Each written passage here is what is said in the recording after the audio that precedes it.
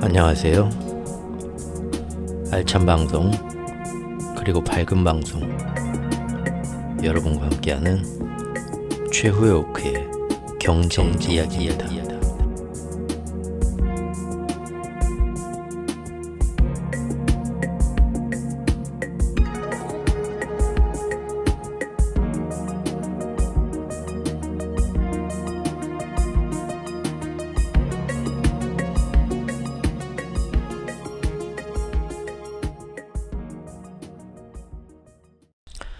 안녕하세요. 이제 드디어 11월의 첫 번째 주말이 왔습니다.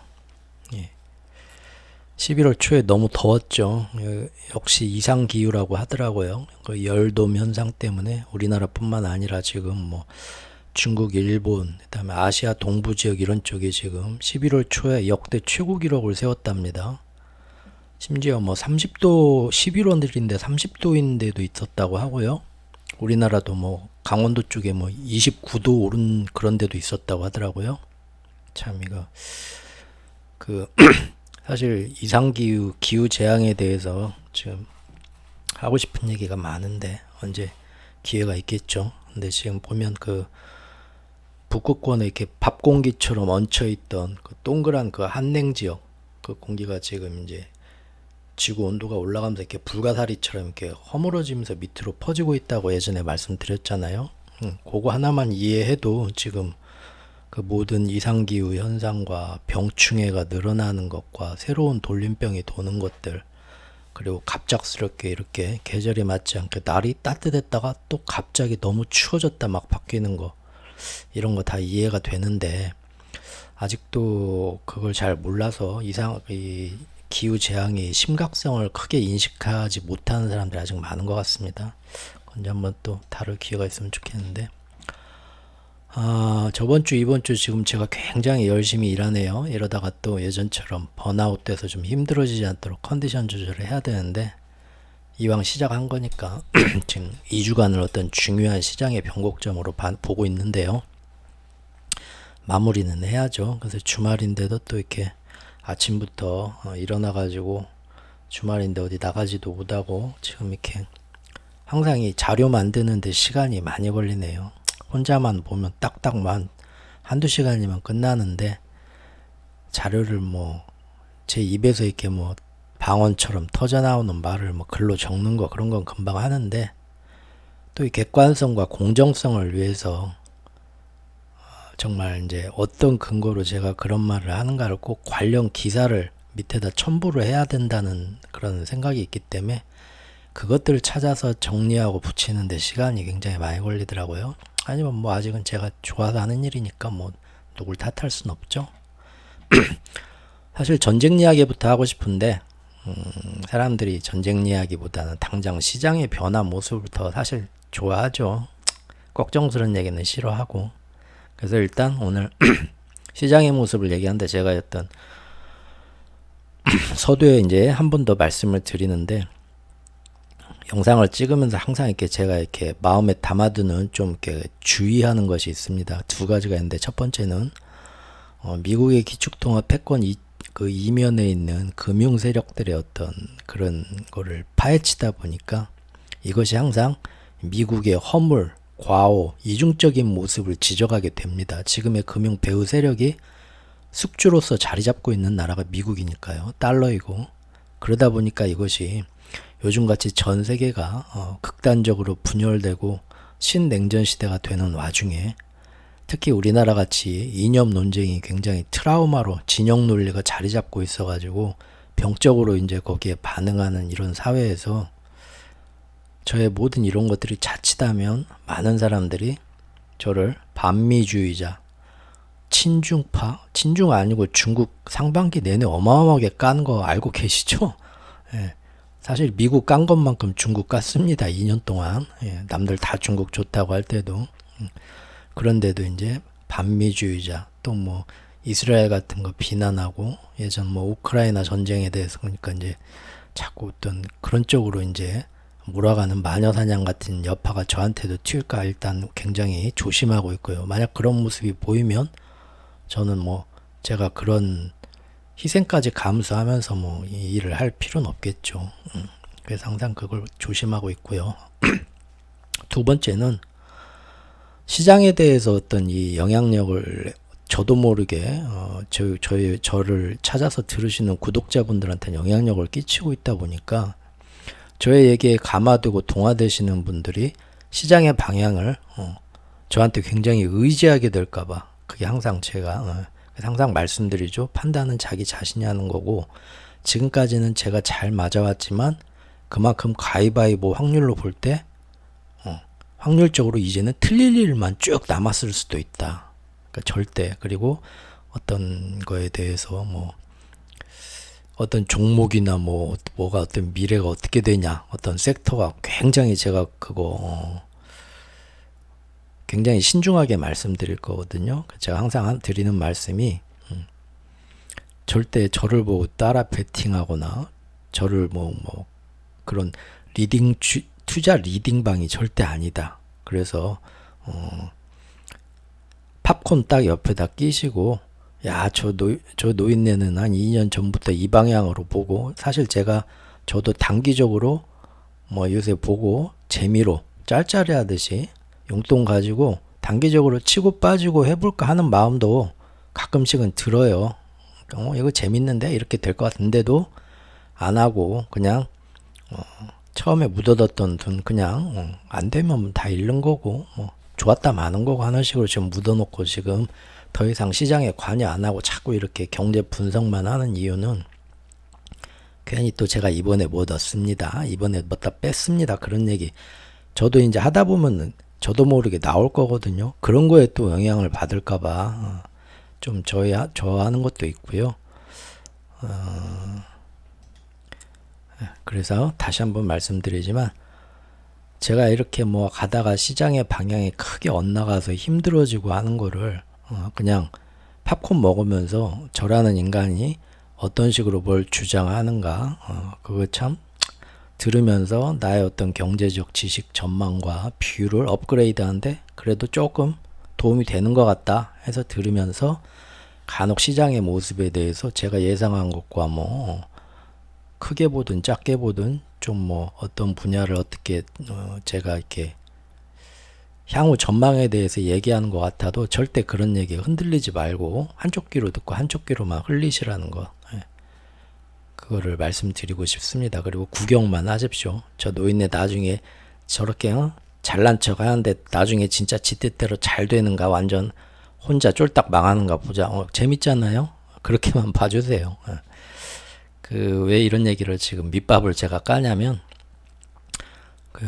이제 이런 것도 제가 좀 처음 금년 들어와서 영상을 찍으면서 지금 말씀드린 이 두 가지 사항에 대해서 이런 또 업계에 어떤 부담을 짊어지게 되는구나. 사람들한테 이렇게 내가 내 영향력을 끼치면서 그런 걸 많이 느꼈습니다. 그래서 지금 그 두 가지 사항에 대해서는 회원 영상으로 돌리고 있어요. 사실 어떤 잘못하면 이념적으로 어떤 비화될 수 있는 그런 민감한 내용들은 회원에게만 공개하는 영상으로 돌리고 또 시장에 대해서 막 차트 보면서 막 분석하면서 재밌게 막 이렇게 보는 거 그것도 사실은 뭐 유튜브에서 누가 뭐 그런 거 제가 너무 뭐 질에 이제 예민하게 그런 걸 수도 있죠. 사실 유튜브에 보면 모두 다 그런 내용들인데 경제 뭐 하는 것들이 저만 뭐 되게 그런 걸 겁내는 거죠. 근데 그게 이제 아무래도 제 개인적으로 저는 제 마음이 편치가 않더라고요. 그래서 시장의 모습에 대해서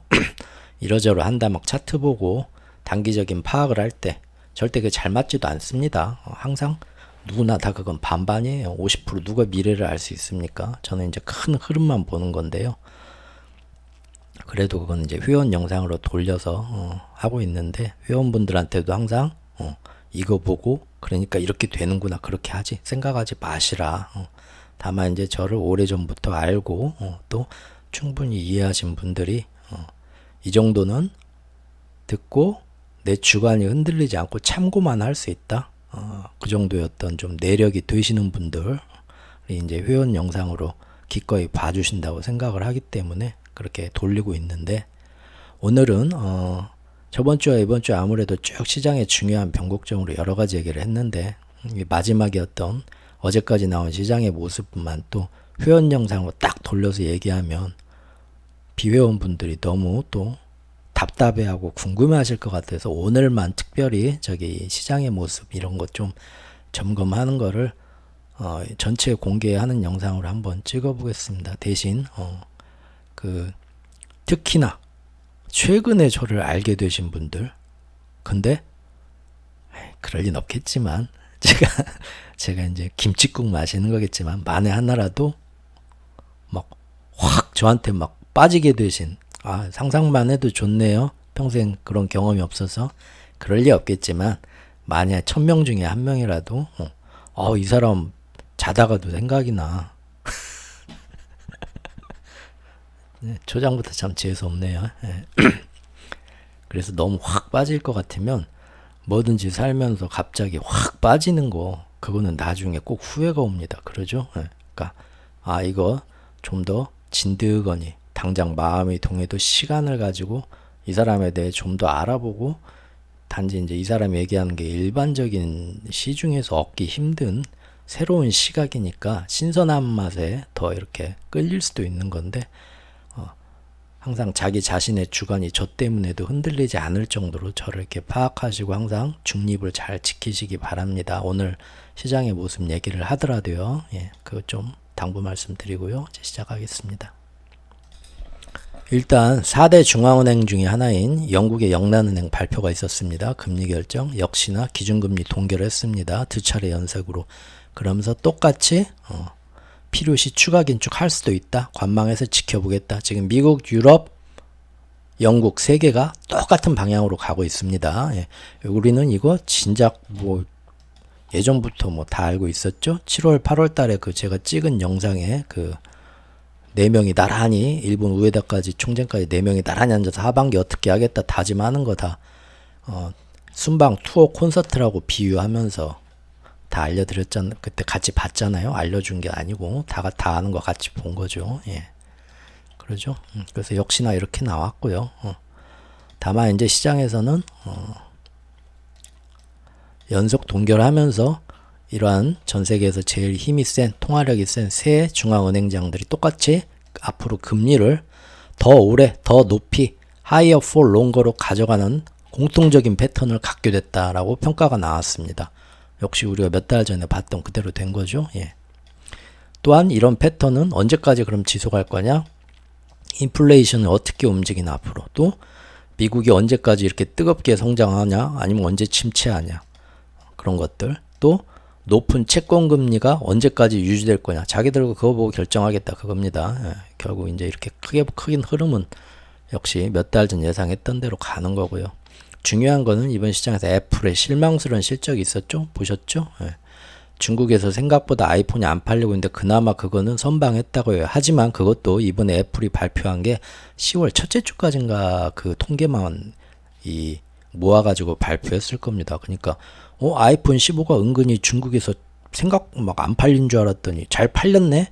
10월 첫째 주까지만 얘네들이 딱 집계한 거예요. 둘째 주부터 사실 화웨이 나오고 지금 막 해가지고 중국에서 애국바람 불면서 아이폰이 조금씩 뭔가 좀 찬밥 신세가 되는 그때의 중요한 그 판매 통계는 이번에 일부러 그랬는지 어쨌는지 모르겠지만 않는 겁니다. 그러니까 이것도 다음 단계 봐야 되고요. 어쨌든 그걸 제외하고도 여러 섹터가 좋았지만 결국은 예상보다 좋았을 뿐이지 1년째 4분기 연속으로 애플은 매출이 감소했는데 이런 적이 굉장히 드물었습니다. 애플 역사상.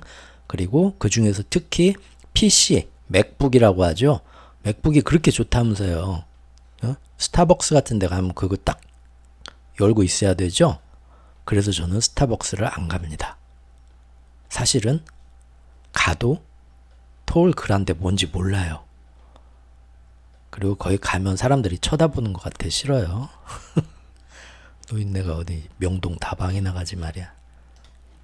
어쨌든 그랬다는 겁니다. 예. 그리고 문제는 또 그 맥북이 그래서 굉장히 많이 줄었습니다. 30%인가 줄었어요. 앞으로 점점 더 안 팔릴 것 같다. 그런 식으로. 결국은 그때 팬데믹 때 다들 집안에 갇혀 있을 때 PC 이런 거 엄청나게 노트북 샀죠. 근데 이제는 확실히 그 거품이 다 빠지고 앞으로 점점 더 너무 막 맥북 같은 거 비싼데 굳이 새 걸로 바꾸려고 안 하더라 사람들이. 예. 경제도 힘든데 그 얘기고요.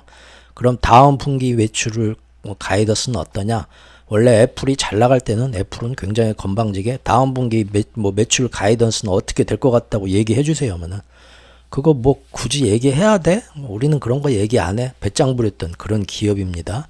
그래도 사람들이 다 애플한테 제발 내 돈 가져가세요 막 했었죠. 팬데믹 때는. 근데 이제 애플도 3분기 연속 이렇게 매출 감소가 나오고 이번에도 4분기 연속으로 나오니까 애가 조금 약해졌더라고요. 다음 분기 가이던스 이제 사람들이 그래서 다음 분기는 얼마나 잘 될 것 같아 장사 물어보니까 예전처럼 배짱은 못 부리고 얘기를 살짝 흘렸죠. 근데 뭐라고 하냐면 여러 가지 뭐 좋게 막 얘기는 했는데 뜯어 보니까 결국은 자기들 월가의 예상치보다 역시 다음 분기도 왠지 은근히 더 과반의 확률로 매출이 여전히 더 줄어들 것 같은 아주 안 좋은 예감, 그런 슬픈 예감이 들었기 때문에 애플은 장외에서 3% 정도 툭 떨어지면서 수근수근 구설수에 올랐었죠. 원래 4분기 연말에는 가장 성수기로서 매출이 제일 좋아야 되는데도 불구하고 이런다 하는 거죠. 물론 막 여러 가지 지금 팀 쿡 CEO가 직접 나서가지고 얼마 전부터 다시 이렇게 막 그 사람들의 관심, 애플은 항상 사람들이 명품으로서 아무리 경제가 힘들어도 떠받쳐주는 그런, 그렇죠? 그런 이미지 메이킹 전략을 지금까지 해왔거든요. 근데 사람들이 이런 식으로 어떤 상황이 와도 이 제품에 충성하겠다는 그런 게 떨어지면 그거는 애플의 굉장히 뭐 기술 혁신이고 나발이고 존폐의 위기라고 저는 봅니다. 그래서 웬만하면은 팀 쿡 같은 CEO는 전면에 이렇게 나서지 않고 항상 있는 척 했는데 얼마 전부터는 이 사람 굉장히 바쁘죠. 신발 밑창 다 달았을 거예요. 중국에 막 계속 날아가서 중국 사람들한테 아부하고 이번에도 인공지능 언급 엄청나게 하면서 앞으로 이제 우리 인공지능 애플 우리가 그동안 바빠서 말 못했는데 애플도 이제 인공지능하고 짱짱이야 했는데도 소용이 없었다. 인공지능 언급도 이런 식으로 애플에 대한 사람들의 명품 인식 테슬라도 그런 게 좀 그런 걸 쫓아가려고 노력을 많이 했었죠. 근데 애플하고 테슬라가 이렇게 조금씩 미끄러지네요. 계속. 오히려 지금 제일 마이크로소프트하고 그 다음에 메타 두 개가 AI 때문에 지금 굉장히 굳건해졌죠. 1년 사이 아주 희비가 엇갈렸습니다. 세 번째로요. 미국 재무부와 연준이 채권금리 달래기에 나선 거 저번 영상에서 소개했었죠. 바보 온달과 평강공주에 비유해서요. 정치적인 입장을 고려한 속도 조절과 또 파월도 맹탕맹탕한 발언 중에 장기 국채 오르는 것이 충분히 긴축 효과를 가지고 있기 때문에 자기들도 금리를 동결하는 것처럼 슬쩍 말을 얹어줘 가지고 국제시장에서 국채는 아무래도 수급 때문에 계속 더 가격은 떨어지고 금리는 오를 거야 라고 배팅하고 있던 애들이 서둘러서 쇼커버링 같은 거에 나서면서 후다다닥 막 급 반락을 하게 만들어서 속도 조절을 했죠. 그런데 지금 미국 주식시장이 8월 초부터 지금까지 10월 말까지 석 달 동안 연이어 계속 떨어졌거든요. 굉장히 오래 떨어졌습니다. 석 달 동안. 석 달 동안 떨어진 가장 큰 이유가 뭡니까? 뭐 물가지표, 뭐 연준이 금리를 동결한 해 만에 그런 게 아니었죠. 오직 국채금리가 4% 이상으로 뜨면서부터죠. 그런데 국채금리가 확실하게 밑으로 떨어지는 것 같으니까 시장이 드디어 숨통이 튀었던 거죠. 사실 그때부터 숨통이 튄 겁니다. 월요일, 화요일 뭐 그럴 때는 저기 뭡니까? 빅테크 뭐 어닝이나 각 S&P 500 주요 기업들의 실적에 따라서 어떤 섹터는 올랐다, 어떤 섹터는 내렸다 하면서 조금씩 이렇게 오르는 정도였는데 바로 이제 수요일 날 재무부가 연준이 나서 갖고 국채 발행 속도 조절하고 금리가 확 내려갈 수 있게 정치적인 립 서비스를 해준 순간부터 그때는 시장이 떠도 갭으로 빵 떴죠. 그리고 어제까지 또 갭으로 빵해서 3일 연속 빠바방 뜬 겁니다. 지금 수목금. 바로 어제 나온 기사를 보니까요. 제가 저번 영상에서 이렇게 딱 분석했던 것이 역시 월가에서도 똑같이 분석을 한 기사가 하루 뒤에 나오더라고요. 뭐 사람 생각하는 건 다 똑같죠. 여기 보면은 결국은 뭐라고 나오냐면 장기금리 상승에 파월이 주목했고 미국 정부도 거기에 화답을 했다. 그래서 소방수에 나와서 진화를 했다. 시장의 불안을.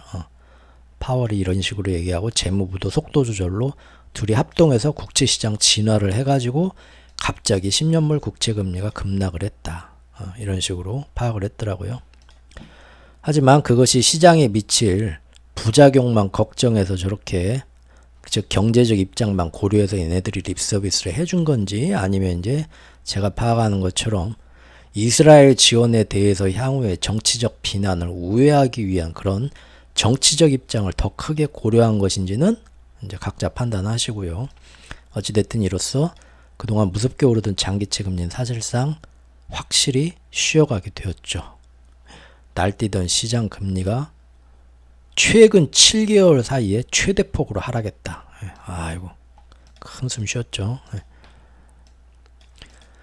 그러면 이렇게 지금 갑자기 국채금리가 크게 쉬어가게 되면, 안정이 되면은 사실 국채금리를 이렇게 올리는 거는 지금 중국 같은 기축통화 패권국의 경제를 무너뜨리기 위함이라고 지금 우리는 그렇게 파악하고 있잖아요. 그럼 여기서 지금 이제는 그걸 포기한다는 의미일까요? 포기하는 건 아니죠. 여기서 조금 안정돼도 이미 고금리와 국채금리는 예전에 비해 충분히 높고 아주 사람 목을 꽉꽉 조이는 수준입니다. 그리고 11월 초에 이렇게 재무부와 연준이 정치적 입장을 고려해서 잠깐 쉬어가게 됐을 때, 물론 그 전에 미리 엔화가 충격 흡수 완화하는 스폰지 역할로 이제 일본 중앙은행이 먼저 이렇게 딱 위로 일단 받쳐줬지만 어느 정도 이거 하기 전에 이미 10월 말에 중국 비구 위안과 헝다에 대한 사형 선고가 딱 나오면서 가시적인 성과가 나왔습니다.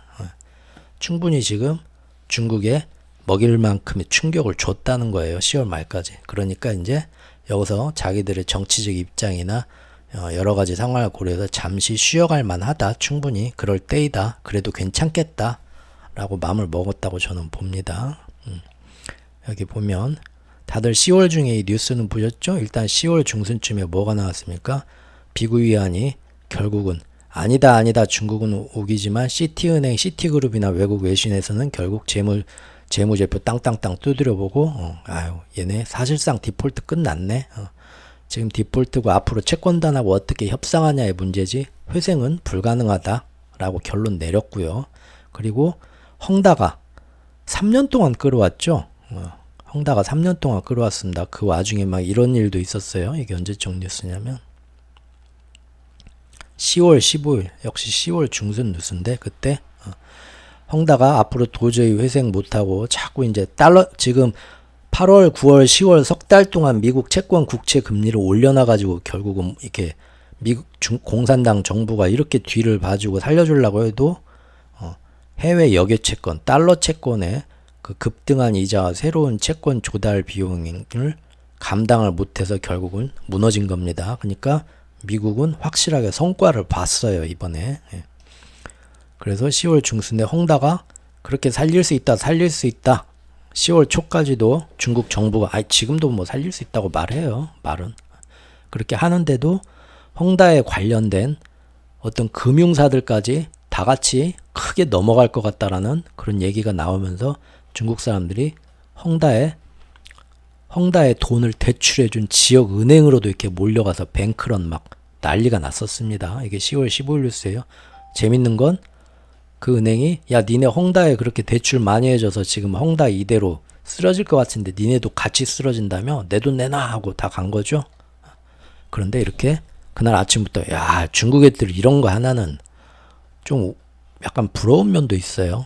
우리나라 같으면 뭐 앞에 이제 말단 직원 재수없게 걸린 말단 직원만 가서 멱살 잡히면서 막 죽을 죄를 지었다고 무릎 꿇고 막 잘못했다고 하고 막 제발 진정하라고 하고 그러는데 얘네들은 그냥 돈을 이렇게 미리 돈으로 만리장성 쌓듯이 쌓아놓고 문 열어준다. 와서 보세요. 우리 돈 이만큼 있습니다. 걱정하지 마세요. 이런 거 보면 참 돈으로 이만큼 쌓아놓고 아직 현금이 이렇게 많습니다. 안심시켰다고 하지만 뭐 어쨌든 재밌는 쇼입니다. 결국은 헝다가 기사를 보면요. 10월 31일이 마지노선이었습니다. 원래는 저기 보면 지난해 6월에 이미 헝다 청산 청구 소송이 제기된 이후 계속 이번까지만 기회다 법정에서 하는데 그 마지막 기회가 10월 말이었어요. 근데 이번에 또 연장해 주면서 7번째 연기를 해주긴 했습니다. 중국 정부는 그동안 헝다가 시장에 미칠 충격을 우려해서 3년째 사실상 자본주의 사회에서는 자유경제에서는 진작 부도 처리했어야 되지만 헝다의 부도 처리를 질질 끌고 미뤄왔었다. 우리 상반기 때 살펴본 거죠. 예. 그러면서 이날 홍콩 법원의 판사가 말하기를 헝다가 다음 심리를 12월 4일로 미뤄줬습니다. 12월 4일인가? 예, 12월 4일로 연기했습니다. 이번이 정말 마지막이라면서 마지막 그때까지 뭘 하란 겁니까?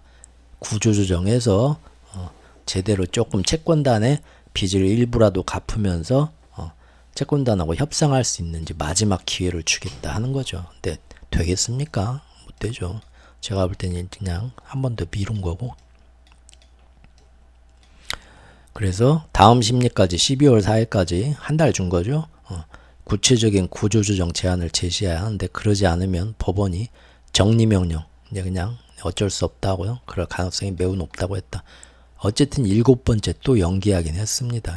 공산주의 사회니까 가능한 건데 이렇게 계속 연기하면 채권단도 이제는 아야 구조조정이고 뭐고 이제 됐어. 그냥 나 이만큼 손해 볼 턴 게 남은 거 먼지 털털 털어서 이만큼이라도 건져가야겠다 하고 이제 그렇게 간다는 거죠. 청산이 된다는 거죠. 예. 결국은 헝다도 그 전까지 8월 9월만 해도 살릴 수 있다. 어떻게든 뭐 할 거다 했는데 이런 미국 장기채 금리가 올라가는 카미카제 공격으로 인해 가지고 비구 위안도 사실상 디폴트에 10월 중순에 빠졌고 헝다도 10월 말로써 지금 10월 말에 판결이 한 달 마지막 7번째 기회를 주긴 했지만 사실은 이제 청산이라고 봐야 되는 거죠. 그래서 사실 충격을 줄 만큼 줬습니다. 중국에. 예. 물론 이제 중국의 관영지는 서둘러서 막 그 민심의 악화를 막기 위해서 헝다 부채 리스크 우리가 충분히 나라에서 통제할 수 있다. 바로 막 이런 얘기를 하죠. 예. 이런다고 합니다. 예. 사실 뭐 공산당이니까 어느 정도 하긴 할 겁니다. 그렇게. 그리고 지금 하반기에 중국이 이런 부동산 부분은 어쩔 수 없었다고 해도 어떻게 해서든 자기들 내수 경제를 다시 살리겠다고 여러 가지 경제 부양책, 은행들의 뭐 지준율, 지급 준비율 계속 낮추면서 시중 유동성, 돈을 더 많이 풀기 위한 지원책 계속 내놓은 거 다 셀 수도 없을 정도로 많이 내놓았죠.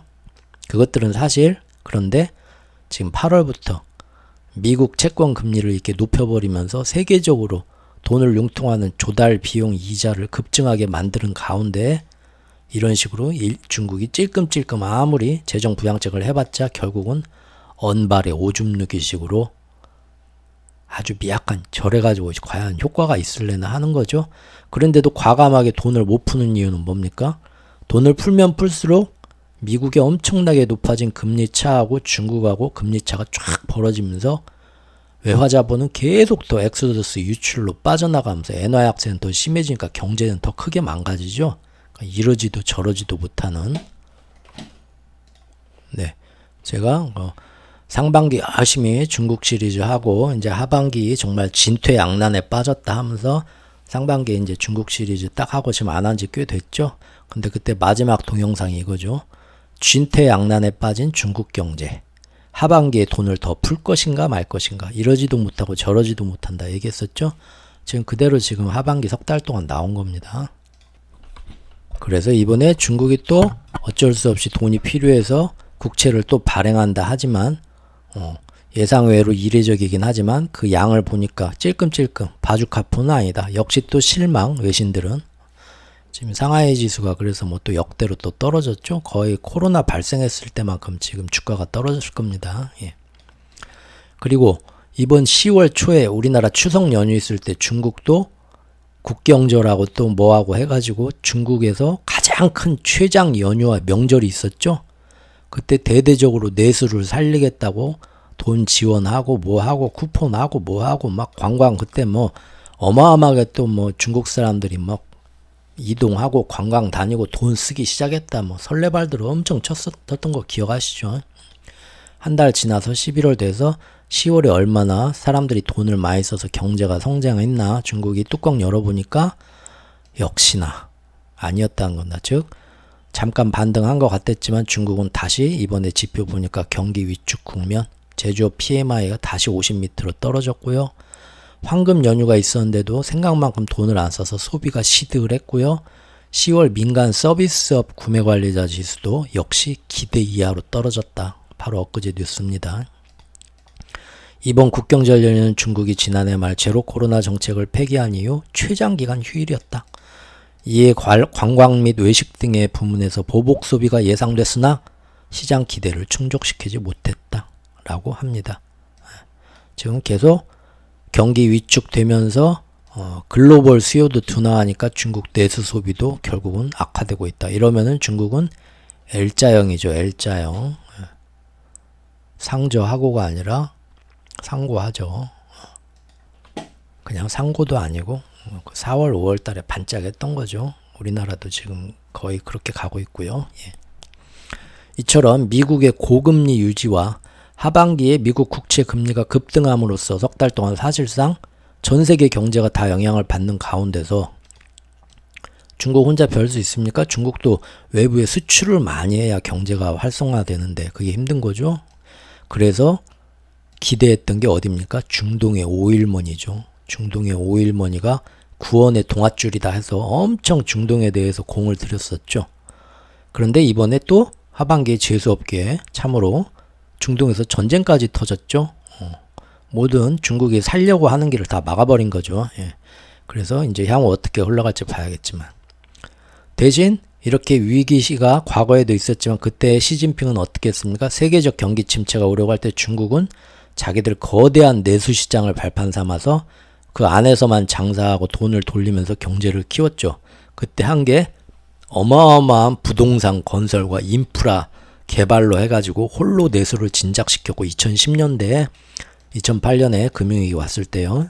그리고 부동산 건설 인프라로 대규모 경제개발을 해왔었죠. 그래서 상반기에도 시진핑이 전 중앙정부와 지방정부 다 모아놓고 다시 우리 예전 4대강 하신 이 양반처럼 다시 한번 삽을 들어라. 내수경제 아무리 미국이 압박을 하고 세계 경제가 지금 힘들다 해도 우리가 일으킬 수 있다 했던 거죠. 그때 그러나 지금 6개월 넘게 지나고 보니까 그 당시에는 공산당 지시 아래 국영기업들이 총대 메고 민영기업들한테도 같이 뛰어들다고 열심히 부동산 건설 개발 인프라 투자해보자 독려했지만 누가 요즘 같은 시대에 회사 존망을 걸고 건설 인프라에 뛰어들겠습니까? 지금 우리나라 건설사들도 다 건축 안 하고 안 짓고 분양도 안 하고 지금 몸살이고 있죠. 중국도 똑같은 겁니다. 하자고 해서 망하면 누가 뭐 중국 정부가 그러면 보장해 주나요? 그런 것도 아니잖아요. 더구나 중국 정부의 가장 큰 문제라고 우리가 상반기 내내 봤던 지방정부의 LGFV 지방정부 부채는 이미 목까지 차올라서 매번 이런 인프라 하려면 지방정부도 채권 발행하라 하는데 지방정부들이 막 하소연을 했었죠. 상반기 때 먹고 죽을래도 10원도 없습니다. 우리가 여기서 뭔 채권을 더 발행합니까 하고 뭐 푸념을 해댔었죠. 다시 한번 여기 제가 중국 시리즈 여기 보면 제목만 봐도 쭉 나오죠. 중국에 뭔 일이 지금 일어날 거다 하고 상반기 지금 6월까지 제가 찍었던 거 7월까지 찍었던 거예요. 보면은 헝다 사람들이 전혀 주목 안 하고 있지만 이거 지금 해결된 게 아니고 뇌관이다. 이거 6개월 전에 얘기했던 거. 부동산 위기 절대 그때 한참 중국 부동산 뜨고 우리나라 부동산 뜰 때였죠. 4월달 그쯤에. 그리고 지방정부 부채 문제 감추고 있는데 이거 정말 큰일이다. 그런데도 중국 시장 지금이 들어갈 때라고 증권 전문가들 나와서 경제방송 나와서 떠드는데 믿어야 되냐? 그리고 이미 여기 제목 보니까 미국은 이미 중국 시장에서 자본도, 전 세계 자본도 못 들어게 자본 디커플링 하고 있는데 이거 굉장히 큰 문제다. 그렇죠? 얘기했었고요. 뭐 지금 관광 뭐 연휴 시절에 중국 사람들이 돈을 이렇게 많이 씁니다. 중국 경제 내수 다 회복합니다. 누가 나와서 하니까 정말 그럴까요? 그건 아닙니다. 이의 있습니다 하고 제가 영상을 찍었고요. 그래서 이렇게까지 했는데 결국 하반기에 지금 그대로 다 됐죠? 예. 여기서 지금 잘 찍었죠? 칭찬 좀 해주세요. 죄송합니다. 재수없죠. 이게 영상을 만드는 빨리 하고 나가서 저도 좀 주말인데 좀 밖에 좀 나가서 또 이렇게 경치 구경도 하고 해야겠습니다. 자, 여기에는 또 이미 작년 말부터 아무리 겉으로 미국과 중국이 화해하려 노력하는 것 같다고 난리들을 뭐 화해 해빙 모드 극지방 빙하가 녹는 거에 더 신경들 쓰시라니까요. 매번 그때마다 아니다 또 속냐 한 7, 8번 얘기했습니다. 1년 동안. 그리고 그런 거시적 지정학적 갈등이 결국은 시간이 갈수록 더욱더 심화되리라는 거를 저도 얘기를 했었지만 어디 누구보다도 국제적인 스마트머니들은 제일 먼저 이런 건 눈치채죠. 그래서 제가 금년 연초부터 증권시장의 전문가라 경제 전문가라는 분들이 나와서 여러분들한테 중국 신흥시장 투자하자 3월달부터 하는데 이미 스마트머니들은 어마어마하게 지금 작년 말부터 빠져나가고 설거지 시키는 겁니다. 여러 차례 얘기했죠. 계속 그것이 이어져서 죄송합니다. 하반기에는 그게 더 가속화됐다는 기사입니다. 중국에 대한 외국인 직접 투자 FDI 제가 FDI 계속 중요하다 상반기 때 여러분들한테 소개해드렸죠. FDI로 사실 중국 경제 영상을 더 찍으려다 중국 얘기 그만해라 학을 뛸까봐 거기서 이제 멈추긴 했지만 9월 10월까지도 역시 어마어마하게 34% 급감 결국은 아무도 중국에 이제는 예전처럼 돈을 투자하지 않는다는 겁니다. 국제적인 큰 돈들이 자금들이 상반기부터 지적했던 국제시장의 자본과 FDI의 디커플링 흐름은 뭐 하반기 변환기에 있는 게 아니라 더 심화됐죠. 이제 확정입니다. 확정. 완전히 경제 디커플링 뿐만 아니라 자본의 디커플링도 된다고 제가 상반기 때 말씀드린 게 지금 완성됐다는 겁니다. 그래서 더더욱 뭡니까? 누가 돈을 대출해주고 빌려주고 투자를 해줘야 경제가 발전하죠. 그죠? 예. 맨날 가서 자기 혼자 열심히 일해서 판 돈으로 그거 저축해서 또 그걸로 다음날 평생 일해도 그걸로 대한민국에서 집 한 채 못 사요. 맞죠? 그죠? 어디선가 대출 받고 레버리지 얻어서 그걸로 뻥 튀겨야 경제가 성장하는데 전 세계가 중국한테 돈을 안 빌려준다고 하니까 미국 때문에 그런데 오직 중동의 어마어마한 오일머니가 우리랑 같이 뭐 해볼까? 정말 이거는 하늘에서 호랑이한테 쫓기고 있는데 하늘에서 내려오는 동아줄이죠. 그 오일머니 투자가 굉장히 절실했단 말입니다. 그리고 8월 브릭스에서 된 것 같았고 근데 누군가 이걸 굉장히 싫어했죠. 그리고 때맞춰 중동전쟁이 이제 터진 거고요. 자, 어쨌든 이러한 거시적 정치적 움직임에 미국 재무부와 연준은 때맞춰서 시장을 달랬는 듯 했죠. 그래서 장기채 금리 급등에 따른 이런 비난 여론을 피하기 위해서 사실 조삼모사식이다. 그렇게 합을 맞췄지만 그래봤자 재무부는 앞으로 여전히 계획대로 많은 국채를 발행할 거고요. 연준은 역시 고금리 오래 유지할 거라고 했고요. 내년 내후년에도 QT는 계획대로 계속 진행할 거라고 했고요.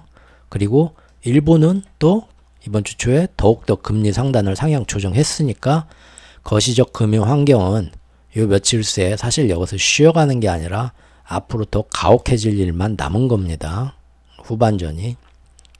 그러거나 말거나 이미 대형 투자은행들은 2주 전부터 장기 채권 시장에 배팅하면서 돈을 묻어놓기 시작했던 거 제가 저번 영상에 소개드렸죠.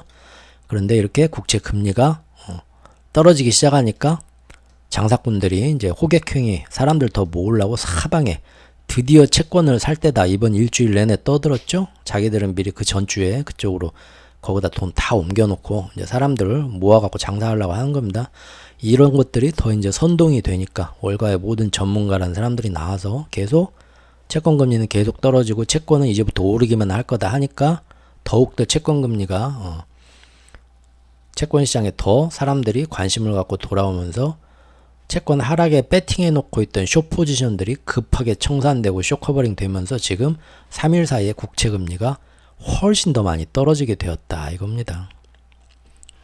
이렇게 월가에서 지금이 국채를 투자 적기다 이런 내용 나오고요.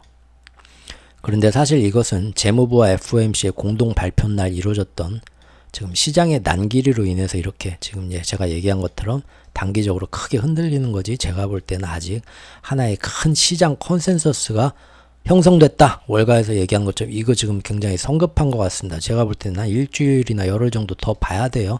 다음 주에 실제 이제 진짜로 채권 발행도 하고요. 또 어떤 거시적 흐름에 어떻게 변화가 되는가 그런 것들이 윤곽이 더 드러나면서 정말로 컨센서스가 이렇게 가나? 그거는 아직은 성급하죠. 예. 오히려 한 달짜리 아니라 석 달, 분기, 반기별로 이렇게 제가 보는 그런 항상 저는 분기, 반기별로 보죠. 최소 그러면 이런 시장의 큰 컨센서스는 저번에도 밝혔지만 이미 시장은 고금리가 예상보다 더 오래 유지될 거라 시장은 연준의 하이어 폴 롱거를 이미 받아들였다는 겁니다. 뭐 12월에 동결하든 말든 그거하고 상관없이요. 이것도 최근 기사인데요. 11월 1일 날 기사입니다. 여기 보면 이미 설문조사, 미국의 경제학자, 전략가, 분석가들 다 설문조사 했을 때 이들은 예전에는 내년 초에, 내년 3월 그때쯤에는 미국이 금리 인하를 다시 시작할 것이다. 몇 달 전까지만 해도 다들 그랬거든요. 그런데 11월 초에 들어서 다시 설문조사 해보니까 연준이 내년 9월까지는 금리 인하를 보류할 것 같아. 즉 내년 가을까지도 이대로 고금리를 계속 유지할 것 같다. 한 발 물러섰죠. 그리고 57%는 그때부터 금리, 근데 이들 중 상당수는 올 여름까지만 해도 내년 초부터 금리 인하할 거다 자신했던 사람들인데 입장을 바꿨다. 즉 하이어 폴 롱거가 계속 유지될 거다. 시장도 이제 받아들였고 포트폴리오 조정도 했다는 겁니다. 이미. 그리고 내년 말에 그럼 금리는 어디까지 내려갈 것 같냐? 그거 설문조사 했는데도 훨씬 더 생각만큼 안 내릴 것 같다라고 입장들을 바꿨다라는 11월 1일의 기사입니다. 자, 또한 이처럼 채권 금리가 며칠 사이 크게 떨어지면서 반락했지만 그 이후에 바로 제이미 다이먼하고 인터뷰를 했는데도 이 양반은 뭐라고 하냐? 좋아하지 마라. 앞으로 연준이 자기는 더 금리를 높일 수 있는 가능성에 대해서도 상당히 무게를 두고 있다라고 얘기를 했죠. 자, 이런 내용의 인터뷰는 연준이 기준금리를 동결하기로 결정하고 그날 재무부에서도 그렇게 발표한 지 몇 시간 뒤에 이루어졌다. 다이먼은 여기서 좋아하지 마라. 추가로 자기는 앞으로 금리를 인하하는 게 아니라 고금리를 이대로 유지하는 게 아니라 필요하면 여기서 금리를 베이비 스텝, 빅 스텝, 심지어 0.75포인트까지 더 올릴 수도 있다고 충분히 예상하고 있다라고. 그러면서 지금 다들 거시적 흐름을 너무 과소평가하고 있다. 너희들 조심해라. 아직도 이런 얘기를 한다 이겁니다. 자, 그가 이렇게 자신하는 이유는 당장 며칠간의 시장의 어떤 흐름, 큰 파문, 파동, 출렁이는 거 이걸 보는 게 아니죠. 이 사람 역시 뭘 보나요?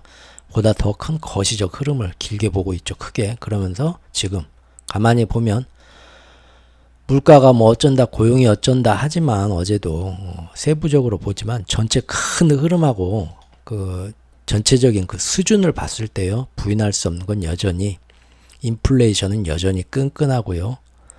고용도 여전히 뜨거운 수준이고요. 그리고 지정학적 위험 이들 중에서 아직 금년에는 우크라이나 전쟁이 좀 잦아들려나 천만에 똑같이 더 확전돼서 유지되는데 이스라엘 전쟁까지 터졌죠. 즉 이들 중에서 아직 하나도 해결된 건 없습니다. 아니 오히려 저 중에서 더 위험도가 커진 것만 있을 뿐이죠. 그리고 최근 이스라엘 전쟁에 너무 사람들 관심이 쏠려서 이 여파에 가려서 그러지 이미 금년 초부터 굉장히 위험하게 진행된 게 뭡니까? 대만과 남중국해 한반도를 둘러싼 미국과 중국의 갈등은 아주 빠르게 지금 빌드업 된 상태죠. 요거에 대해서 지금 요즘 시장의 채권 시장의 변화를 보면서 좀 끊었는데 조만간 여기에 대해서도 계속 얘기를 이어갈 겁니다. 자, 하지만 거시적 흐름과 상관없이 이번 주는 특히 수, 목, 금 3일 동안은 너무 시장은 뜨거웠죠. 그 반응을 한번 보죠. 석 달 동안 내리 압박만 받아왔던 시장이 이번 주에 특히 앨런과 파월이 시장을 달래고 난 그 후 이틀 동안 연속 3일 동안 갭으로 상승하면서 굉장히 크게 환호했습니다. 덕분에 사실 애플의 부진과 실적 실망에 따른 하락 효과는 거의 지워져 버렸어요. 운이 좋았네요. 애플이 막 3%까지 떨어지다가 어제는 0.5%인가 떨어진 걸로 좀 낙폭을 줄이면서 끝났더라고요. 시장의 덕을 좀 봤죠. 무엇보다도 가장 큰 시장의 골칫거리는 뭐였습니까? 국채금리가 계속 상승하는 거였는데 이것이 수요일부터 옐런과 파월이 나오면서부터 크게 반전했고 또 위에서 본 것처럼 얼가애들이 사세요 채권 하면서 더 선동하면서 더 떨어졌고 거기다가 이제 전체의 어떤 한쪽으로만 베팅하고 있던 포지션들이 급히 청산되면서 커버링 현상까지 제가 나온 것 같다고 저번 영상에서 말씀드렸죠. 숏커버링 뭐 그런 것처럼. 그래서 급하게 떨어졌고 거기다 이제 어제는 뭡니까? 고용 지표서 뭐 제조업 지표 뭐 여러 가지 나왔는데 그것들도 은근히 좋게 나왔죠. 그래서 시장이 더 날뛴 거죠. 예.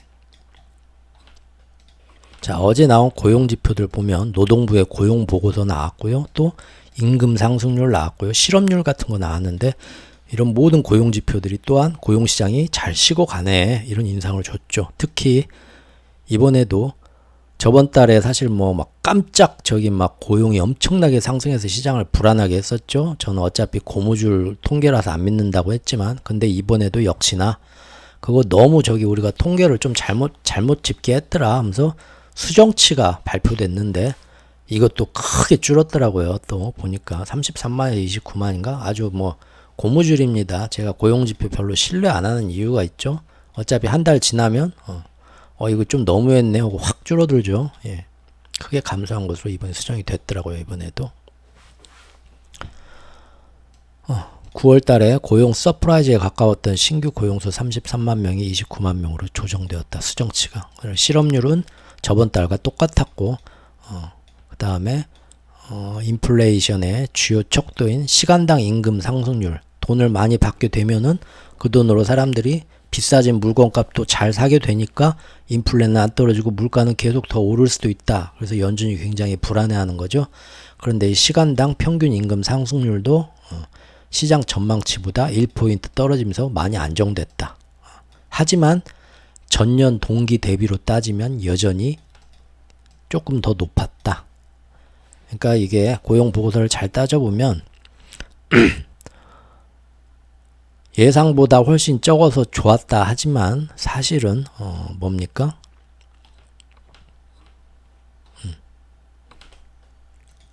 사실 내용을 보면 어떻게 보느냐의 차이인데 그렇게 뭐 좋다 나쁘다 할 수도 없는 그런 딱 사실 제가 볼 때는 그렇습니다.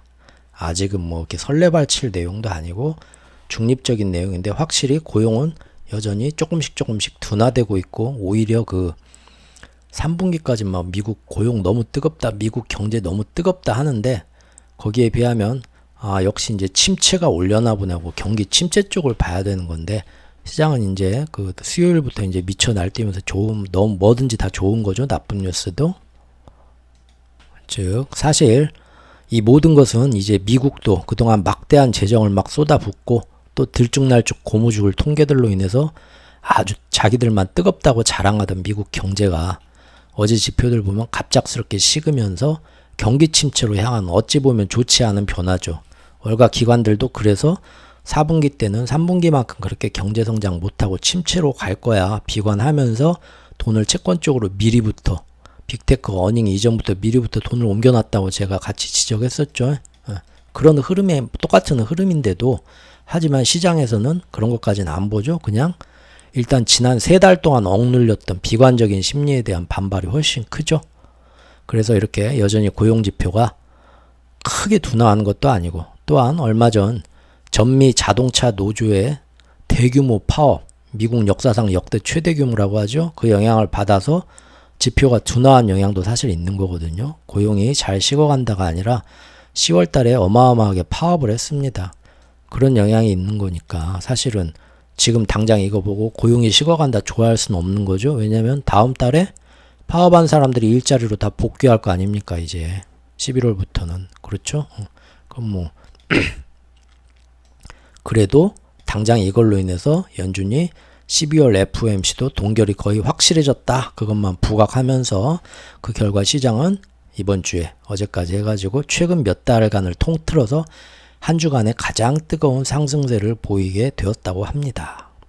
여기 보시면 미국 노동시장 강세가 꺾였다고 하지만 노동통계국에서 내놓은 이 보고서인데 초장에 계속 그 말부터 나옵니다. 일자리가 줄어가지고 고용시장이 둔화했지만 그거는 무엇보다도 이번 10월달 전미 자동차 노조 그 다음에 또 뭐 헐리우드 문화예술 그런데 아직 남아있는 뭐 배우들의 뭐 파업 그런 것 때문에 지금 총 48,000명 정도가 10월에 파업을 해서 일을 안 가졌다. 그렇기 때문에 고용시장이 둔화한 것처럼 나온 거다라고 미리 얘네들도 확실하게 앞에 명시를 했지만 그런 거 신경 안 쓰죠. 잘 지금 시장에서는. 예. 그리고 이 자동차 노조 인간들은 이제 이번에 다 완전 노조의 완벽한 승리였죠. 자동차 노조. 그래서 지금 임금을 조금 올리는 것도 아닙니다. 전체 받던 현재 임금의 25%인가 올릴 거예요. 4분의 1. 이야, 어마어마한 임금 상승이죠. 이제 이거를 내년까지 단계적으로 이제 점진적으로 상승해 나간다고 하는데 그 외에도 막 여러 가지 그 좋은 조건들 정말 대단한 노조의 승리더라고요. 그러면은 앞으로 그만큼 시간당 임금 상승률도 다음 달부터 또 오른 영향을 받겠죠. 오르는 쪽으로. 그러니까 지금 일시적으로 노동시장 강세 꺾인 게 큰 추세라고 지금 단정 짓기도 힘듭니다. 그럼에도 불구하고 지금 시장은 지난 석 달간 주식시장 하락의 가장 큰 원인이었던 국채금리가 하락하는 게 이게 너무나도 기뻐서 이미 나쁜 뉴스도 좋은 쪽만을 보게 됐죠.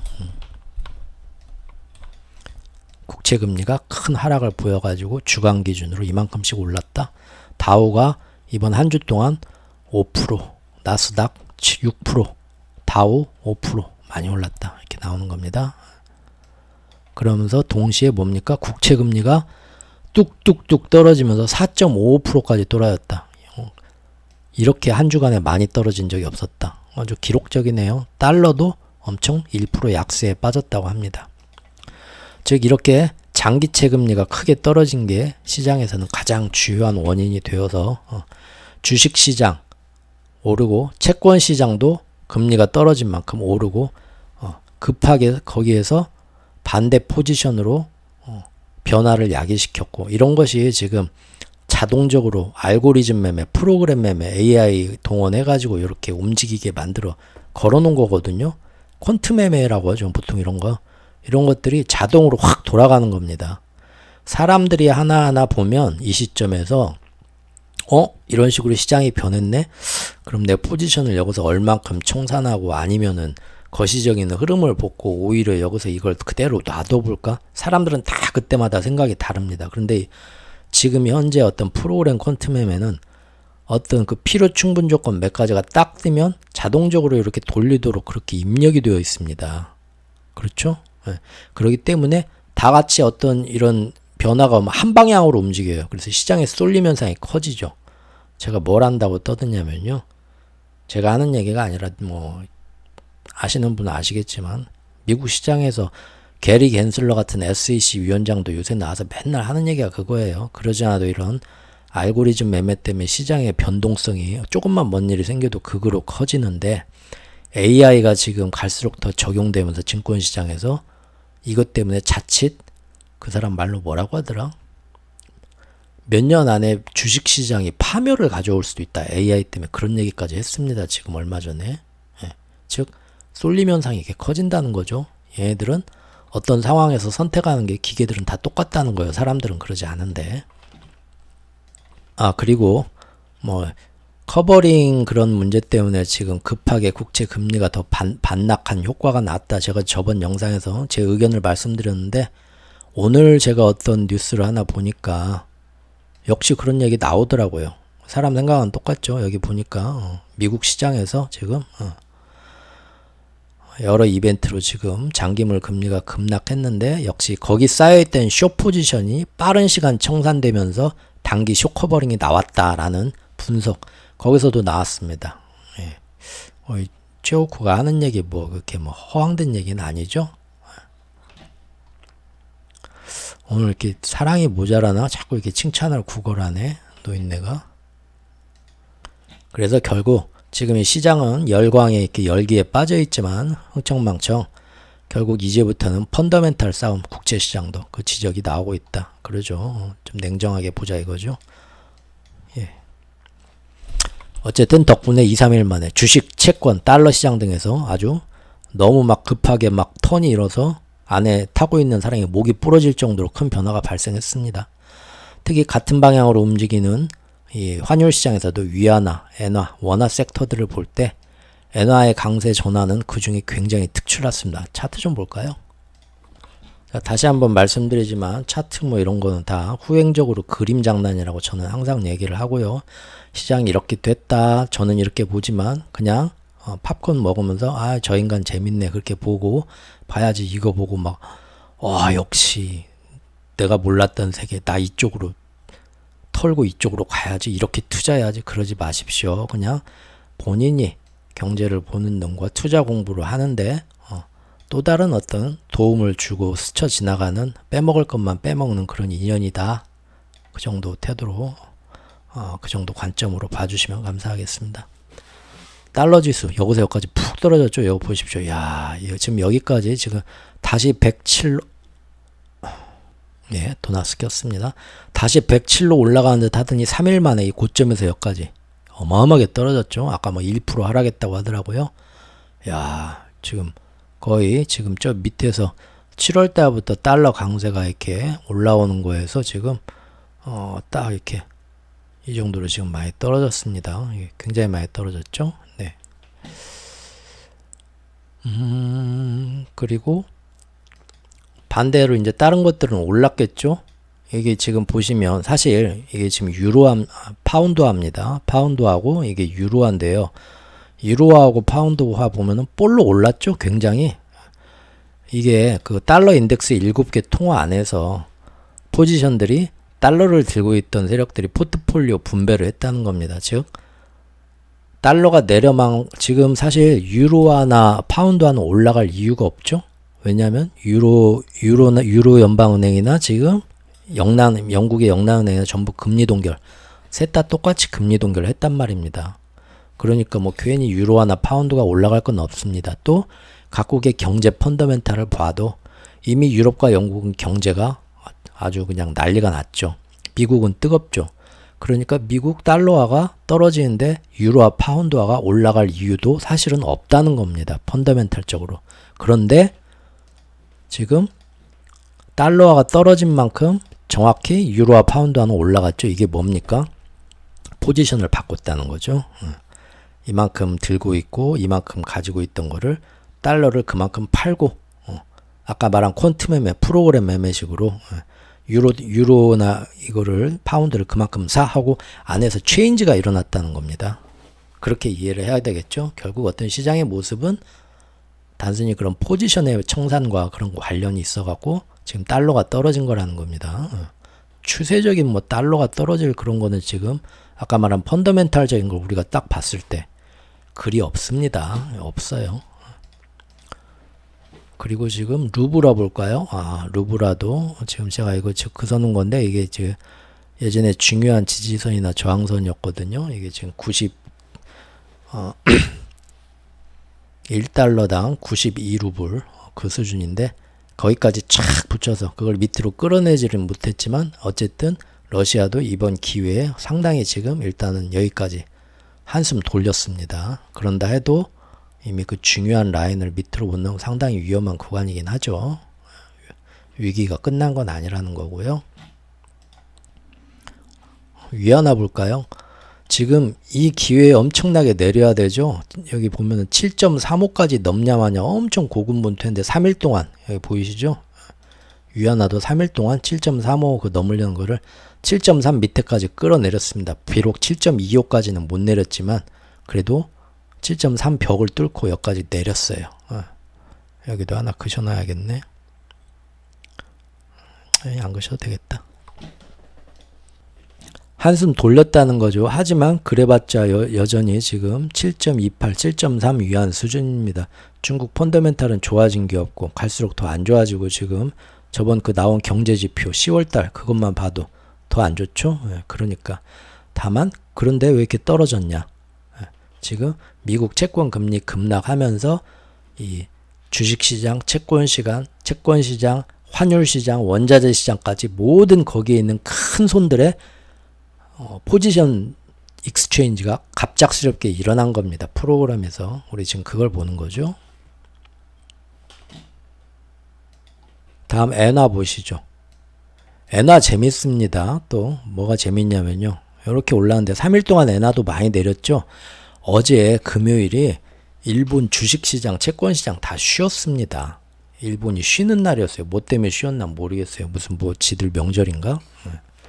그런데 전에도 한번 말씀드렸지만 환율 시장에서 이 공휴일이 되면은 굉장히 당국으로서는 환율 방어하기 좋은 날이라고 제가 예전에도 몇 번 말씀드렸었죠. 우리나라도 적극 이용하고 있다고. 왜냐하면 주식시장이 열리는, 환율시장이 낮에 열리는 정식 그 개장에서 아침 9시부터 저녁 한 4시까지 열리는 그 시장에서는 외국 자본이나 뭐 국내 뭐 수출업체들의 어떤 뭐 모든 그 시장 참여자들이 다 모여가지고 달러가 강세가 되려고 하는 움직임에 다 편승해서 막 움직이기 때문에 환율 방어하기가 굉장히 힘듭니다. 그런데 공휴일이 되면 낮 시간은 다 닫아요. 그러니까 그런 공격들이 안 들어와요. 그리고 오로지 낮 시간이 지나고 이제 다른 데에서 홍콩이나 뭐 저런 역외 시장에서 한국 환율 가지고 이렇게 장난치는 그런 역외 시장에 그것만은 이제 밤에 이루어지는 거죠. 미드나잇에 그것만 방어하면 되기 때문에 NDF 시장이라고 하죠. 그것만 방어하면 되기 때문에 훨씬 적은 노력으로도 쉽게 환율을 방어할 수 있는 때예요. 그렇다면 지금 일본이 152엔 막 요새 넘으면서 엄청난 가장 강한 구두 개입으로 경고하고 뭔가 막 액션 취한 거 제가 저번에 소개 드렸죠. 그러면 이번엔 어떻게 해야 됩니까? 이 평강공주가 마침 금요일날 시장도 쉬니까 이 기회에 지금 전 세계가 이 3일 동안의 기회를 다 포지션 변화가 생겼잖아요. 그러면은 맘만 먹었으면 일본 중앙은행과 재무성이 맘만 먹었으면 이때 제가 볼 땐 여기까지도 끌어내릴 수 있습니다. 지금 이 51선까지는 아무리 못해도 와야죠. 148엔까지는. 그렇죠? 근데 지금 149.37에 멈췄습니다. 즉 이렇게 좋은 기회가 있는데 딴 나라만큼 별 노력을 안 했다는 거예요. 그러죠? 뻔하죠. 이제는 뭐 두말하면 입 아픕니다. 역시나 일본은 이번에도 그랬다. 이 좋은 기회를. 반대로 우리나라는 그 어떤 나라보다 이 좋은 기회를 100배 살렸습니다. 여기 보십시오. 와, 어마어마하죠. 이 3일 동안 여기서 여기까지 떨어뜨렸습니다. 지금 보면 사실 우리나라는 1360원하고 싸움이었다고 제가 싸움이 변경됐다고 이때부터 말씀드렸죠. 1360원 바로 그 3일 전 수요일 11월 1일까지만 해도 장중 고점이 1360원을 콕 똥꼬를 찌르고 있었는데 거기서부터 3일 동안 역까지 끌어내려 가지고요. 심지어 5일선 빼고 50일선 빼고 100일선 빼고 200일선 밑에까지 내렸습니다. 야, 이거는 너무 막 진짜 어마어마한 거죠. 3일 동안. 어느 정도냐면 제가 계산 한번 해봤습니다. 이제 제법 전문 유튜버 같지 않습니까? 여러분들을 위해서 이런 거 제가 이 주판알 튕기면서 이런 거 계산도 해가지고 딱 첨부합니다. 3일 동안 보니까요. 대충 1360원에서 1308원으로 무려 52원이 내렸더라고요. 최고점에서 최저점까지 종가까지요. 계산해보니까 대충 3.82%를 내린 겁니다. 환율시장에서 3일 동안. 정말 대단한 겁니다. 같은 기간 3일 동안 스모금 3일 동안 같은 섹터인 위안화를 봤더니 0.68% 내린 거고요. 엔화는 이 자식들은 금요일날 좋은 휴장이라는 기회가 있는데도 미적지근해가지고 1.55% 조정했더라고요. 우리나라 거의 뭐 상대가 안 될 정도로 많이 내렸죠. 야, 지금 이게 우리나라입니다. 나 잘했쩡 하고는 지금 칭찬해달라는 표정이죠. 그런데 칭찬을 해야 될까요? 빠져나온 건 잘했는데 이만큼 가재도구가 망가졌어요. 이게 무슨 얘기냐면요. 그만큼 외환보유고에서 달러를 많이 소비를 했다는 거죠. 예. 그런다 해도 앞으로 좋지 않을 거시경제의 장기적 흐름을 예측해 볼 때 언제 또 이런 기회가 나오겠어요. 그렇죠? 그러니까 최대한 살려갖고 돈을 써서 환율을 끌어내린 거는 잘한 것으로 보입니다. 일단은.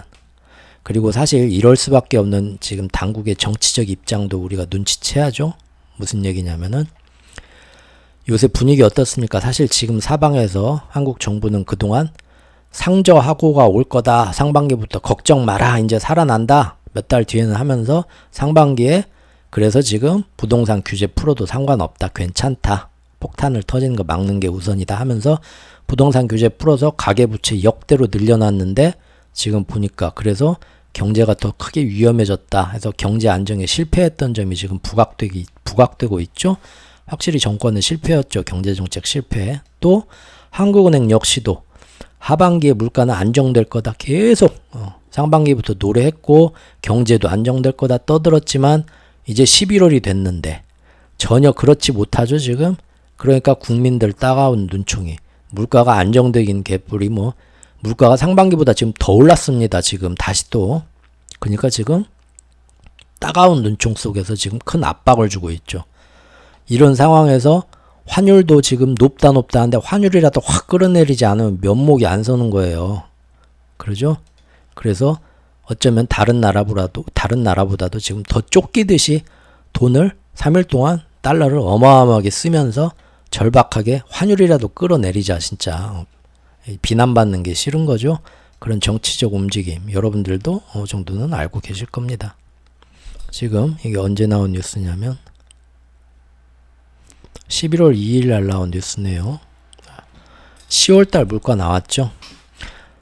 한국은행은 상반기 내내 하반기 물가 안정될 거라 했고요. 10월 초까지만 해도 이번 달 10월 물가는 엄청나게 반락하면서 떨어질 거다라고 얘기를 썰을 풀었다고 합니다. 하지만 이제 11월 2일에 10월달 소비자 물가가 나왔는데 작년 동월 대비 3.8% 수준으로 올랐다. 다시 4% 가까이 가고 있죠. 지난 7월까지는 물가가 2.3%까지 떨어지고 있었다. 한국 물가가. 그런데 8월에 3.4 그렇죠. 정확히 미국 국채금리 올라가고 지금 전쟁 때문에 유가 끔툴하고 하면서요. 그리고 또 우리나라 이상기후 피해로 농산물 가격 많이 올랐죠. 그러다 보니까 8월에 3.4로 다시 뜨고 괜찮다 9월에 3.7까지 뜨고 아냐 10월 달에 떨어지게 돼 있다 걱정 마라 했는데 10월에 3.8로 더 높아졌다 이 얘기입니다. 그러니까 이번에 이렇게 무리해서 이쁨 받으려고 노력은 했는데 칭찬해 줘야 되나요? 칭찬해 줘야겠죠. 일단은 분명한 건 거시적 흐름으로 볼 때 우리 경제는요. 그런데 제가 항상 환율은 펀더멘탈이라고 말했죠. 예.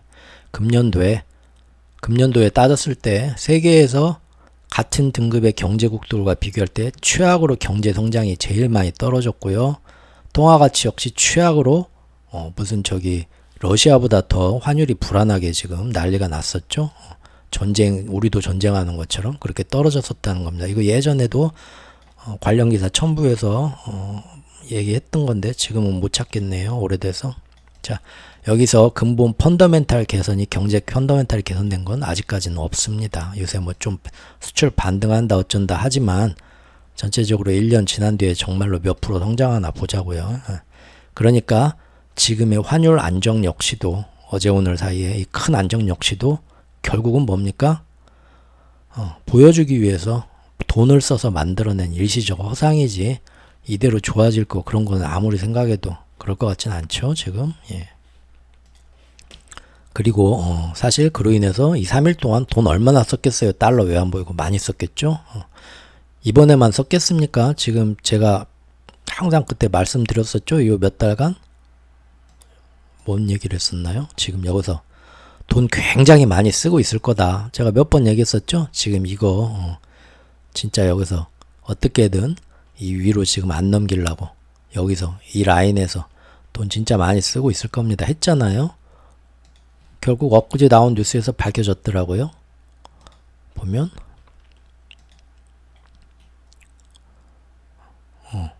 어제 뉴스네. 어제 뉴스 밝혀지기를 외환보유고 외화잔고가 빠르게 소진되었다. 최근 석 달 동안. 그 뉴스입니다.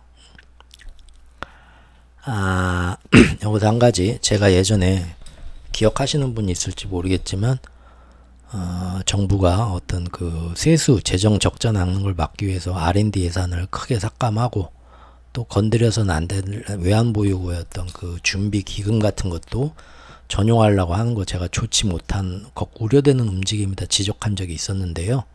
엊그저께 뭐 국회에서 나오는 얘기 봤더니 그 돈을 달러를 갖다 쓰는 건 아니고 그 안에 있는 원화를 갖다 쓰는 거기 때문에 외환보유고가 쩔어드는 것과는 상관이 없다. 그런 걱정들은 마시라 항변을 하더라고요.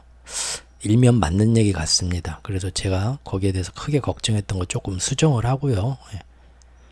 하지만 제 걱정이 완전히 틀린 건 아니죠. 왜냐하면 알아두셔야 될 게 예전에도 몇 번 얘기했는데 기억하시는 분이 계실지 모르겠는데 한번 상식으로 알아두자고요. 그게 뭐냐면 우리나라 외환보유고가 지금 막 전 세계 묘지로 이렇게 많은 거 사실입니다. 그런데 그것들이 다 현금으로 들고 있는 거 아니라고 했죠.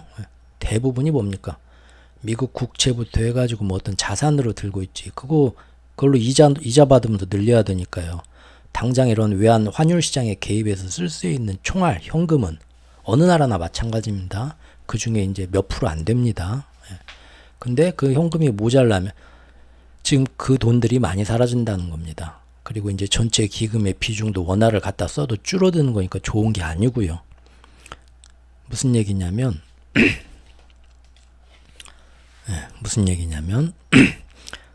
지금 아무리 뭐 우리가 외환보유고가 많다고 안심할 게 아니라는 거예요. 지금 현재 실제 환율 방어하게 쓸 수 있는 총알은 전체에 이제 몇 프로 안 되게 정해져 있는 거고 이게 모자라면 들고 있는 이제 미국 국채나 그런 거 갖다 팔아서 달러로 바꾼 다음에 그거 갖고 방어해야겠죠. 지금 일본에서 그렇게 돼서 엔캐리가 돌아갈까봐 역회귀할까봐 다들 그래서 불안해하는 거잖아요. 모든 나라가 그런 식으로 하니까요. 우리나라도 마찬가지인데 그렇게 될 경우에 우리나라는 기축통화나 중기축통화국이 아니기 때문에 쟤네들이 지금 외화가 없어가지고 외환 방어하는데 좀 당장 쓸 총알이 부족해서 들고 있던 미국 국채를 팔아서 현금화한 다음에 막고 있다. 이런 소문이 나가는 순간 굉장히 안 좋아집니다. 당연히 그러겠죠. 우리는 이거 팔아가지고 계속 외환 방어하면 돼. 돈이 통장에 이렇게 많어. 안심할 게 아니라는 거예요. 그 통장을 현금화 해가지고 외환 방어하는데 좀 현금이 총알이 모자라네 하고 미국채를 팔았다. 이런 움직임이 외국에 포착되는 순간 우리나라에서 저기 정말 문제 있네 하면서 모든 주식 채권 시장이 더 크게 흔들린다는 겁니다. 그래서 지금 전체 큰 외환보유고만 보고 아직 돈 이렇게 많으니까 걱정할 필요 없습니다 하는 거는 잘못된 생각이에요. 그래서 뭡니까? 맨날 통화 스와프 툭하면 우리 이렇게 통화가 많은데 모두로 통화 스와프를 굳이 부탁하러 다니겠습니까? 들고 있는 뭐 이런 자산을 팔아가지고 달러를 이렇게 막 총알을 장전한다. 그런 거는 되도록이면 그런 모습은 안 보여주려고 하는 거죠. 그래서 뭐 국민연금이나 뭐 또 뭐 어디에다 이렇게 막 손 벌려가지고 임시적으로 환율 방어하는데 쓰려고 이렇게 뭐 그런 거 지금 우리가 그 한국 시리즈 할 때 몇 번 같이 짚어봤었죠.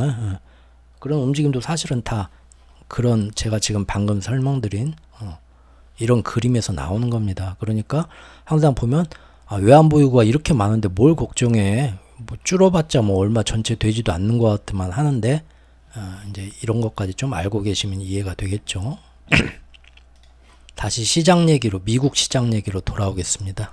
이렇게 시장은 왜 이렇게 크게 뜨는가? 그래서 뭐 저렇게 좋아하는가? 이해하자 이겁니다. 왜냐하면 시장은 단기적인 눈앞의 변동에 크게 휘둘릴 수밖에 없습니다. 어차피 시장이란 건 그 시장에서 지금 맨날 목소리 높여 떠들고 뭘 하고 하는 애들이 다 뭡니까? 각자의 위치에서 호객행위하고 그럴듯한 꼬드김을 한 후에 시장 참여자들이 트레이더들 목표에 맞게 물건을 사고 팔도록 유도하려는 그런 목소리로 가득 차 있는 곳이죠. 시장이 원래 그런 데잖아요. 이러한 손익과 무관한 경제학자들, 이런 사람들은 중립적인 위치에서 심플하게 정세를 딱 파악하는 그런 얘기를 하겠지만 시장은 그런 포럼장은 아니라는 겁니다. 그렇죠? 그러니까 거시경제와 시장의 방향성이 항상 일치하지는 않습니다. 오히려 전혀 상관없이 움직이는 때가 더 많더라는 거죠. 하지만 긴 시각적 흐름으로 지난 과거를 긴 시계열로 보면 결국은 항상 거시경제의 큰 흐름의 시장도 결국은 따라가더라 이겁니다. 제가 이거를 예전에도 음악 신동이 태어나도 어마어마한 부잣집에 태어나서 어렸을 때부터 엄마 아빠가 다 몰아주면서 버클리 음대 유학 보내갖고 나중에 어마어마한 거장 피아니스트로 성장하냐, 굉장히 힘든 집과 불우한 환경에 태어나서 천재가 결국은 자기 재능을 꽃피우지 못하고 평범한 셀러리맨이 되느냐, 그런 비유를 했었죠. 아무리 거기에 큰 잠재력이 있다 하더라도 거시경제와 큰 환경이 못 받쳐주면은 그 영향을 받을 수밖에 없는 게 시장이다 이겁니다. 그래서 3일 동안 이번 주 내내 이렇게 엄청나게 떴고, 이것이 또 다음 주에도 얼마만큼 더 갈지는 모르겠지만 지금 보면 주식 투자 앞으로 10년 동안은 쉽지 않을 거다, 이런 경고 바로 또 이번 주에 나왔고요. 드라켄밀러 씨 알죠? 지금 누굽니까? 조지 소로스, 드라켄밀러, 그 다음에 짐 로저스, 이 세 사람들 지금은 이렇게 순딩해 보여도 예전에 무서운 사람들이었죠. 그러면서 그 이유가 뭡니까? 물어보니까 지금 채권 시장은 예전에 그렇게 돈을 어마어마하게 풀던 양적 완화 시대를 아직도 거기에 적용하고 있는데, 아니지, 다시 말씀드리겠습니다. 채권 시장은 그 양적 완화 시대가 끝냈고 확실히 이제는 전혀 다른 시대, 다른 뉴노멀, 양적 긴축 시대로 왔다 하고, 채권 시장은 이미 적응을 하고 있는 것 같다 조금씩. 그런데 아직도 주식시장은 정신 못 차리고 계속 반대로 가고 있다. 꿈에서 안 깨고 있다, 자기가 볼 때. 그래서 지금 미국의 부채 위기와 함께 지정학적 리스크까지 더해지면서 이 꿈에서 깨어날수록 점점 증시는 안 좋아질 거다, 자기는 그렇게 본다라고 얘기를 했다고 합니다. 그리고 또 어제 우리 벌써 만으로 100세시랍니다. 우리 찰리 먼거 할아버지가 또 어제 인터뷰를 했는데요. 이 사람 인터뷰 내용을 제가 해석을 해보면 딱 이 얘기 하셨더라고요. 다시 태어나도 내가 버핏이랑 이 친구랑 손잡고 우리 버크셔 해서웨이를 지금처럼 이렇게 크게 키울 자신이 있냐고 니네가 물어본다면 나는 전혀 그렇지 않다라고 대답할 것이다. 왜냐하면 솔직히 말해서 나 때는 싸고 좋은 주식들 널려 있었다. 그때는 쉬웠다, 이렇게 키워가기가. 나는 솔직히 시대를 잘 타고 난 행운이 크다고 인정한다, 그렇게 얘기하셨더라고요. 솔직한 말씀이시죠 뭐. 우리나라도 예전에 그랬잖아요. 20세기 70, 80년대 그때 멋 모르고 삼성전자만 사놨으면 노후 걱정할 필요 없었죠. 근데 21세기 와서 삼성전자만 사놓고 있으면 노후에 피부죠. 지금 21세기 삼성전자 주가 쭉 보십시오. 아주 땅을 치고 후회합니다. 그러니까 어떤 시대상이 있는 거죠. 그리고 그 시대상이란 건 지금 제가 말씀드린 것들은 거시경제의 흐름입니다. 그리고 무엇보다도 지금 재무부의 조산모사식 발표의 시작은 안 됐지만 사실 재무부는 더 많은 국채 발행하고 또 당장 눈앞에 4분기 증가 발행량을 살포시 내년 불량으로 미뤘지만, 그러면서 장기물보단 단기물 위주로 발행량도 조절했지만 이것은 살짝 시장이 아파하면서 여론도 악화될 수 있는 그런 스위치를 피해갔을 뿐이지 전체적인 계획에는 변함이 없는 거잖아요. 또 일본은행도 확실히 출구작전으로 나갔고 파월도 QT를 계속 하겠다고 했으니까 이 모든 것이 앞으로 세계가 참여하는 전체 미국 국채 시장에서 점점 더 공급량은 늘어나고 수요는 줄어든다는, 공급은 늘고 수요는 줄어든다는 의미잖아요. 그렇죠? 그렇다면 결국 수급 문제 때문에 채권 시장에서 압박은 더 커지겠죠. 그러면은 이것이 주식시장에서 좋게 작용하기는 힘들겠죠. 딱 길게만 봐도요. 그리고 실제 전 세계 시장은 이미 침체로 가고 있습니다. 여기 보십시오. 잘 나가는 미국과 격차 벌어지는 유럽 경제. 상반기에는 지들이 더 잘 나갈 거라고 깝쳤지만 결국은 드러났죠. 예. 독일 역성장을 했습니다. 경제 성장이 1% 미만, 그게 아니라 마이너스 성장을 한 거예요. 난리가 난 거죠, 지금. 유로존 전체가 경제 침체 위기 3분기에 이번에 마이너스 성장 해버렸어요. 예. 더 이상 이제 뭐 어쩌고 저쩌고 변명할 수가 없죠. 비록 미국, 유럽, 영국 등 3대 통합 에이저가 나란히 금리 인상 멈추었지만 이제 유럽도 확실히 침체라 이겁니다. 그리고 여기만 그러냐? 전 세계에서 경제의 가장 큰 이 주도가 미국이나 G7 아닙니까? 여기가 침체되면 다른 나라들은 이 부자들한테 갔다가 물건 팔고 그걸로 먹고 사는 건데 전 세계 경제가 좋아지겠어요? 같이 따라가는 겁니다. 여기 보시면 물건 안 팔리고 비용 상승. 아시아도 드디어 뭐 상반기에 뭐 신흥국에 투자하라 뭐 난리들 쳤었죠. 아시아 뭐. 근데 보십시오. 결국은 뚜껑 열고 나니까 이번 달 10월 PMI들 다 보니까 한국도 떨어져, 일본도 떨어져, 대만도 떨어져, 지금 다 베트남도 떨어져, 태국도 다 전부 다 위축으로 돌아섰습니다. 예. 금년은 현금이 왕이라고 다들 했잖아요. 예. 특히 아시아 제조업체들의 주요 수요처였던 유럽 경제가 둔화하니까 아시아도 똑같이 가더라, 그 얘기입니다. 예. 높은 원자재 가격, 유가 상승, 그리고 환율은 또 통화 가치는 하락하면서 좀 더 아시아 나라들은 더 힘들어질 수 있다, 그 얘기입니다.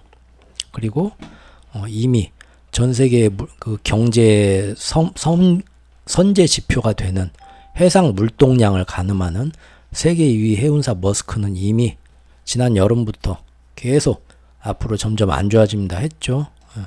실제 지금 보니까 직원의 10%를 이번에 구조조정하기로 했답니다. 해운사의 머스크에서. 그만큼 세계 교역량이 심각하게 둔화되고 있다. 빠르게 둔화되고 있다. 그 얘기죠. 그리고 다시 한번 말씀드리지만 월가 기관들마저 겉에서는 이렇게 호객행위 하지만 이미 얘네들 역시 뜨거웠던 미국의 3분기 GDP와 여러 호의적인 그 경제 지표들이 나오는데도 이것들이 이제 안 믿기 시작하면서 4분기부터는 침체할 거다, 그렇게 베팅하고 있는 거 같이 살펴봤잖아요. 그러면은 이제 미국만 혼자서 그동안 기축통화 머니를 쏟아 부으면서 홀로 경기 활성화를 자랑해 왔지만 이제 그것도 한계에 다다랐다고 보기 시작한 거죠. 그래서 이처럼 계속 돈을 쏟아붓다가는 미국 경제는 어찌어찌 뭐 다른 나라보다는 침체도 안 오고 연착륙이다 뭐다 좋아할 수도 있겠지만 그 대가로 점점 더 막대한 부채를 떠안아야 하고 또 고금리 환경에서 그 부채를 갚기 위한 이자 부담이 기하급수적으로 늘어나고 있는 점을 더 크게 우려하기 시작한 거죠. 이제 월가 기관들도. 자, 채권금리가 앞으로 계속 높게 유지될지 혹은 조만간 이대로 크게 하락할지는 두고 봐야 되고 제가 그건 알 수 없다고 저번 영상에서 말씀드렸습니다. 하지만 역시 앞서 제가 언급한 것처럼 두 가지 경우의 수 모두 좋은 미래는 아니다. 즉 지금껏 시장을 지배해오던 아름다운 연착륙이다, 골디락스다, 이거는 이제 아니라는 겁니다. 왜냐하면 상반기 때 그렇게 떠들었던 아름다운 연착륙이나 골디락스가 되려면 모든 인플레이션이 잘 잡혀가면서 연준도 이제는 더 이상 고금리를 고집할 이유가 없다 하면서 웃으면서 내년 초에 금리를 인하할 거다 하는 그런 시나리오였는데 얼마 전부터 시장은 이제 연준이 higher for longer를 부르짖는 걸 받아들이기 시작했고 금리 인하도 훨씬 늦춰질 거고 내년 금리 인하도 생각보다 훨씬 약하게 할 거다. 아까 설문조사 보여드렸죠? 예, 그렇게 나오고 있잖아요. 그 말은 여간에서는 이 높은 인플레가 쉽게 안 잡힐 거라는 것을 시장이 인정하기 시작했다는 거죠. 그러면은 지금 시장에서 상반되게 서로 나오는 두 가지 견해, 즉 채권금리가 한쪽은 계속 높게 유지될 거다. 심지어 더 높아질 수도 있다. 아까 그 제이미 다이먼처럼요. 그런 쪽의 근거와 아니면 조만간 채권금리는 크게 내려가고 연준도 금리를 다시 인하할 수밖에 없을 거라고 보는 시각들은 사실은 지금 이제까지 상반기 얘기했던 골디락스와는 큰 차이가 있죠. 견해가. 그 견해 차이는 뭐냐? 바로 아름다운 비행이 아니라 땅에 내려오면서 우당탕탕탕탕 구르게 되는 즉 착륙에 충격이 오는 경기 침체. 그게 충격이 적게 오면 경기 침체고요. 지금 기관들이 보는 것처럼 크게 망가지면은 경제 충격이 온다는 겁니다. 그걸 기본 전제로 지금 시장을 깔고 있다는 겁니다. 박남정님의 사랑의 불시착이죠. 들어보십시오. 너무 좋더라고요. 왜냐하면 지금 제이미 다이먼처럼 높은 채권금리, 고금리가 앞으로 계속 유지될 거란 전망은요. 왜 그렇게 보냐면 그 양반은 세계가 지정학적 분쟁이나 기타 미중 패권 갈등과 디커플링 사이에서 인플레는 이대로 잘 안 잡히면서 경제가 둔화된다. 그게 바로 뭡니까? 스태그플레이션이죠. 이른바 제가 그동안 꾸준히 주장했던 최우쿠가 말하는 연착륙이죠. 그거를 지금 제이미 다이먼도 얘기를 하기 시작한 거고요. 그와 반대로 조만간 연준이 금리를 인하하지 않고는 못 베길 거다. 그래서 채권금리는 급락할 거고 채권 가격은 다시 상승할 거라고 주장하는 이분. 건들락이죠. 군드락. 이분도 사실은 그 근거가 왜 그렇게 생각합니까? 물어보면 사실은 조만간 어디서 부러지는 소리 나면서 강한 경기 침체가 올 것이기 때문이다 라고 주장하는데 이게 뭡니까? 바로 제가 그동안 얘기했던 경착륙이죠. 결국은 시장은 지금 당장의 어떤 시장의 이런 큰 출렁임 그런 것과는 상관없이 월가 기관들도 그 다음에 큰 경제학자들도 그 다음에 큰 어떤 채권 시장의 왕이라고 불리는 사람들까지도 주장하는 근거들을 보면은 채권금리가 앞으로 오를 거냐 내릴 거냐 주장은 다르지만 보는 건 결국은 제가 봤던 최우쿠식 연착륙, 최우쿠식 경착륙 둘 중에 하나라 이겁니다. 이렇게 지금 큰 밑에 컨센서스는 바뀌었다는 것을 우리가 짚어야겠죠. 참고로 이 건드락 씨는 예전에 제가 이게 언제적 영상인가요?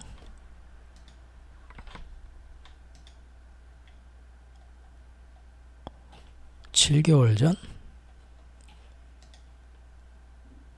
3월 말에 만들었던 영상에서 이미 너 하반기 가면 금리 인하 할 수밖에 없을걸? 그러면서 나는 손모가지를 걸겠다. 너는 뭘 걸래? 제가 이거 박제해 놨죠. 이렇게 영상으로. 그런데 지금 아니죠. 하반기에 오히려 채권금리가 더 올라서 굉장히 당황했죠. 카미카즈 작전이 발동하면서 너 막 그럴 줄 알고 내가 박제해 놨다. 어쨌든 생각은 다르지만 한번 들어보자 해서 그때 영상 만들었는데 이분 살짝 좀 한 발 후퇴하긴 했습니다. 금년까지 하지 말고 경기 시간 좀 연장하자. 내년 초까지 경기 침체 온다. 맞아요. 이제 경기 침체 올 때 됐죠. 그러면 이제 정말 이제 이 사람 말처럼 금리가 경착륙이 오면 내려가는 거겠죠. 예. 연착륙이 오면은 제이미 다이먼 얘기처럼 되는 거고요. 예. 아무튼 지금 보는 방향들은 다 사실은 좋지 않다 이겁니다. 어쨌든 채권 시장은 어떤 방향이든지 이렇게 거시경제 전망을 전과 달리 그리 안 좋게 보는 게 확실합니다. 그러면 이 주식시장에서는 전망은 어떨까요? 지금 이 월가 트레이너들이 호객행위하면서 떠드는 이런 얘기 말고요. 그 수수료 성과에 따라서 월급 받는 이런 잔챙이들 말고 좀 거물들 얘기를 한번 보죠. 우리 진짜 거물들은 지금 시장 정말 어떻게 보는지. 이게 언제적 기사냐면 10월 말 기사입니다. 10월 31일.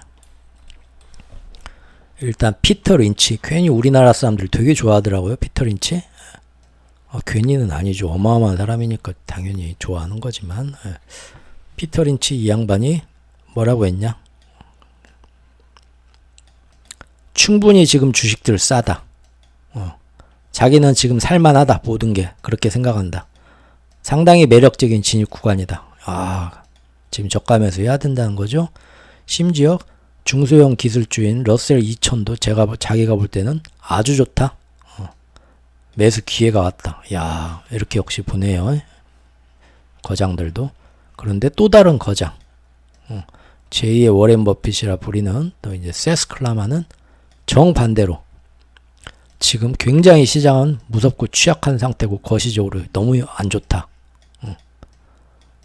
그리고 그동안 연준이 지난 10년 동안 억지로 돈을 풀면서 만들었던 그 과정이 지금 재앙이 돼서 지금부터 앞으로 쏟아질 거다. 그 가능성이 더 커졌다. 나는 너무 무섭다. 완전히 또 다르게 보네요. 야, 세상 참 어렵죠. 누구 말을 듣고 우리의 돈을 여기다 태워야 되나요? 아무 말도 들으면 안 되고 믿을 사람은 자기밖에 없다. 왜냐하면 아무리 이 특 S급, 1티어급 거물들, 경제 전문가들이라 해도 이렇게 다르게 주장하면 결국 시간이 지나면 한 명은 틀렸고 한 명은 맞았겠죠? 50% 확률이겠죠? 결국 투자 책임은 자기 자신이 져야 된다 이겁니다. 마지막으로 금값 얘기 한번 해보겠습니다. 요새 금 시장이 오른다 어쩐다 채권금리가 어쩐다 뭐 말들 이렇게 다 많아도 물밑에서 조용하게 금에 대한 사랑은 점점 뜨거워지고 있다 이겁니다. 특히 어떤 금이요? ETF 시장 아닙니다. 제가 얘기한 건 항상 현물이죠. 현물. 올 들어 3분기까지 전 세계 중앙은행들이 금 모으기 운동을 하면서 꾸준히 하면서 800톤을 매입했다. 1년 전보다도 훨씬 작년에 그렇게 금을 많이 매입했는데 올해 더 늘어났다. 그 영향 때문에 아무리 금은 시장에서 찍어 눌러도 금값은 지금 현물 금값은 사그라들질 않고 있다. 저 금 보기 전에 금 보고 끝내기 전에 아까 환율 차트까지만 봤죠? 다른 차트 다우나 뭐 나스닥 지수도 한 번 더 보고 끝내겠습니다. 미국 10년물 금리인데 굉장히 많이 지금 3일 동안 떨어뜨렸죠. 그 아까 말한 그 시장의 어떤 쏠림 현상, 쇼커버링 현상 그런 것 때문에 더 많이 떨어졌고 월가에서 이제 채권에 베팅할 때다 하고 엄청 선동했기 때문에 더 많이 떨어지긴 했습니다. 그런데 전체적인 수급 문제를 봤을 때 절대 조삼모사고 좋은 건 아니란 거를 채권 시장은 좀 눈치를 채겠죠. 그래서 지금 보면 이만큼 4.5까지 떨어졌었는데 종가에서 올라가면서 51선 위에 딱 지금 걸쳐놨네요. 그래도 지금 4.57까지 지금 많이 떨어졌습니다. 한번. 그리고 일본 10년물 금리는 금요일날 일본 채권 시장도 쉬면서 3월 11월 3일께 안 나왔습니다. 이 자식들 이것도 이용한 건가? 아무튼 그래서 크게 떨어지지 않았다는 거고요. 다우 보죠. 다우는 저 같은 경우는 지금 이거 절대 한 귀로 듣고 한 귀로 흘리십시오. 이 차트 놀이는 제가 얼마나 임의적이고 저 스스로 자신도 믿지 않는지 말씀 계속 드리고 있죠. 재미로만 봐주세요. 7월 말 8월 초부터 지금 시장에 지금 고점 찍고 떨어지고 있다고 저는 보고 있다고 말씀드렸죠. 카미카제 딱 그때부터 실제 그렇게 됐고요. 근데 지금 보면 8월달 이렇게 한 달 떨어졌다가 한번 이렇게 살짝 반등한 거를 작은 파동으로 봤고요. 저는 나중에 얼마든지 또 바뀔 수 있습니다. 그런데 일단은 9월 초부터 새롭게 시작된 하락 파동으로 지금 보고 있거든요. 그래서 그것이 엊그제까지 10월 말까지 완성되고 그거의 반동으로 지금 튀어오른 걸로 보고는 있는데 다우지수 보면 9월 초부터 떨어진 이 두 번째 파동에서 지금 어느 정도입니까? 61.8% 거의 조금 넘을 정도로 이만큼 딱 아주 급하게 튀어올랐네요.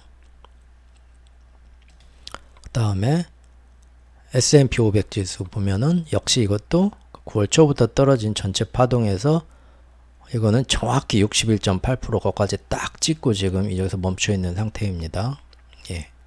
그런다 해도 이제 51선 위로 떨어지고 또 그렇게 걱정하던 201선 밑으로 내려가다 한번 튀었죠. 그래서 시장은 이제 조정기가 온 줄 알았더니 다시 튀었다고 지금 조안을 하고 있는데 어차피 그래도 이번 주까지 엄청 튀긴 했지만 파동으로 볼 때는 예상 범주 아니다. 아직까지는 다음 주 이제 봐야겠죠. 나스닥 100을 보면 나스닥 100은 이제 빅테크들이 훨씬 많이 뛰었으니까 더 많이 튀었다고 보지만 그래도 지금 그동안 내려온 파동에서 이것도 61.8%를 조금 더 올려서 떴습니다. 하지만 지금까지 내려오던 그 하향 추세를 위로 넘지는 아직 않았어요. 여기 보시면 아시겠지만 그러니까 지금 이 오른 것들이 대단한 반등이긴 하지만 아직까지는 다 예상 범주 충분히 그럴 수 있는 수준이란 겁니다. 다음 주에 진짜 얼마나 튀는지 이제 그걸 봐야겠죠. 나스닥 종합입니다. 나스닥 종합도 정확히 내려온 거에서 61.8% 수준까지 딱 반등하면서 마감했네요. 금요일날. 딱 그 수준이고 러셀 2000이 이제 아주 걱정들 많이 했었죠. 작년 최저점까지 저번에 종가로 떨어지면서 너는 이제 정말 이대로 죽는 거냐 했었는데 이번에 아주 그 뭐죠? 한 발 무릎 꿇은 것은 더 높이 뛰기 위한 준비 단계였다. 빵 떴죠? 지금 그동안 2파 떨어진 거에서 50% 정도 지금 반등하면서 51선 밑으로 바짝 올라오긴 했네요. 이렇다는 겁니다. 간단히 한번 봤고요. 다시 금은 얘기로 돌아와서 그렇게들 많이들 지금 전세계 중앙은행 특히 어디가 당연히 중국하고 러시아겠죠. 브릭스 준비하면서 지금 제가 어디서 그 확인 안 된 기사를 봤는데 좀 그 언론사의 신빙성이 떨어져서 제가 옮겨오진 않았습니다. 근데 이제 외국 언론이었는데 거기 보면은 금년 지난달인가 3분기에 러시아가 재정 그 예산을 발표를 했는데 그 지난 그 여름 8월 달에 한 거에 비해서 10배 돈을 예산을 배정을 해서 금을 매입했다는 그런 기사가 나오더라고요. 외국 기사였는데 제가 근데 원래 그 언론사는 예전부터 보던 언론사가 아니어서 신빙성이 없어서 가져오진 않았는데 어쨌든 중국 러시아가 이 국제사회에 보고하는 알려주는 것보다 훨씬 뒤로는 더 많이 금을 정말로 경쟁적으로 지금 매입하고 있다. 우리가 예상할 수 있죠? 내년부터 이제 새로운 통화체제 가자고 하는데 일단 금을 더 많이 확보하려고 하겠죠. 안전하게. IMF의 공식 보관 수치보다 훨씬 많을 것으로 지금 보인다라는 겁니다. 중국하고 러시아만 그러겠어요? 미국 눈치 보면서 금 모으는 나라들 훨씬 많을 겁니다. 그러니까 지금 각국 중앙은행들은 이거보다 더 모을 수도 있다는 거예요. 우리도 사실은 아닌 척하면서 모아가고 있으면 참 좋겠습니다. 금을 모아간다는 건 달러 패권을 약화시키는 거니까요. 지금 눈치 보이죠. 국가별로는 중국, 러시아 말고도 폴란드, 튀르키예 얘네들이 많이 가져간 것 같고 딱 지금 폴란드, 튀르키예 그쪽 유럽에서도 미국 말 안 듣는 애들이죠. 아니지. 폴란드가 아니라 헝가리지. 폴란드는 말 잘 듣죠. 어쨌든 불안하죠. 폴란드도 우크라이나 바로 옆에서 다음 타자가 자기들 전쟁이 자기들 쪽으로 번져올까봐 그래서 금을 많이 모아놓는 것 같아요.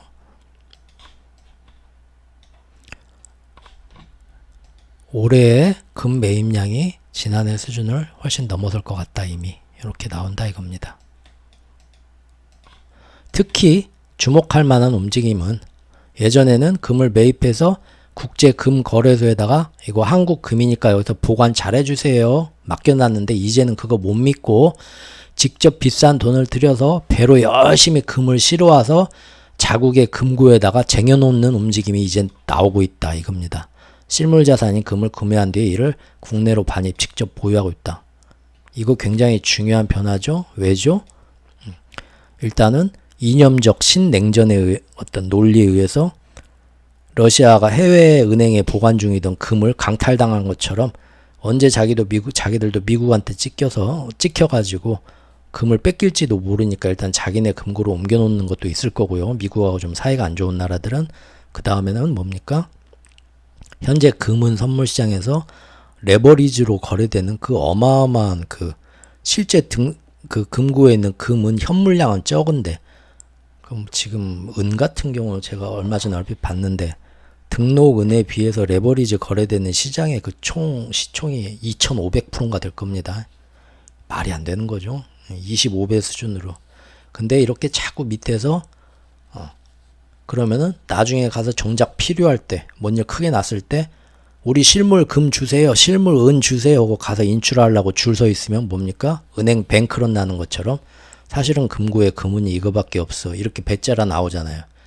지금 뱅크런 가고 있다는 겁니다. 골드런이라고 하죠. 이거를. 뭔 얘기인지 아시겠죠?